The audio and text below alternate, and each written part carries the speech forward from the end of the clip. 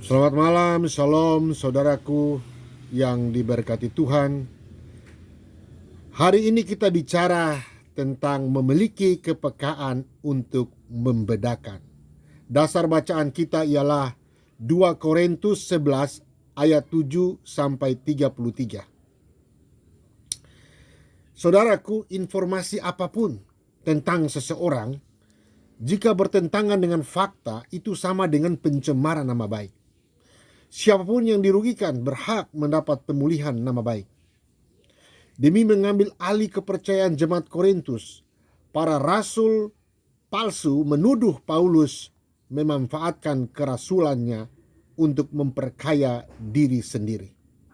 Oleh karena itu, saudaraku, ketika kita mendengar sebuah berita tanpa sebuah bukti, janganlah kita langsung menghakimi orang itu. Paulus mengklarifikasi tuduhan ini. Sebagai rasul, Paulus menjalankan tanggung jawab kerasulannya dalam memberitakan Injil kepada jemaat Korintus secara cuma-cuma, bahkan dalam keadaan susah sekalipun.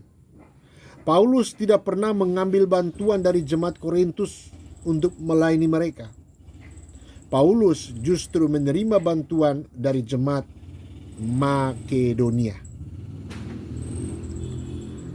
Para pelayan yang palsu yang dengki seperti yang pernah ada di jemaat Korintus sekarang pun ada di mana-mana.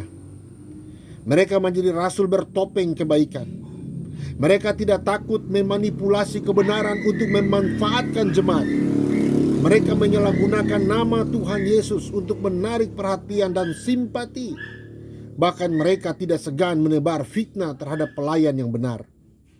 Gereja dan komunitas orang percaya harus peka dan waspada terhadap hamba Tuhan bertopeng kebaikan ini. Saudaraku, namun bagaimana kita bisa membedakan pelayanan Kristus yang asli dari yang palsu? Kita dapat membedakannya dengan melihat tindakan Paulus sebagai rasul Kristus. Ia tidak pernah mundur melayani Tuhan meskipun harus menderita. Ia tetap setia tanpa harus ada fasilitas yang disediakan jemaat untuknya.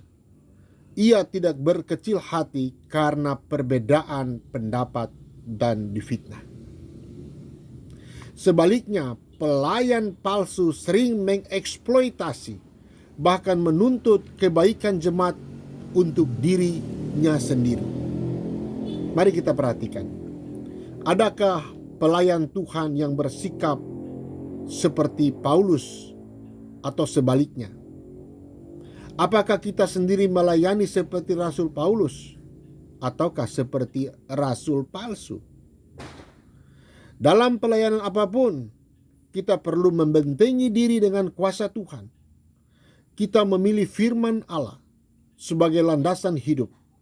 Jadi kita tidak terpengaruh oleh ajaran-ajaran yang menyimpang atau tergoda keuntungan pribadi di dalam melakukan pelayanan. Amin.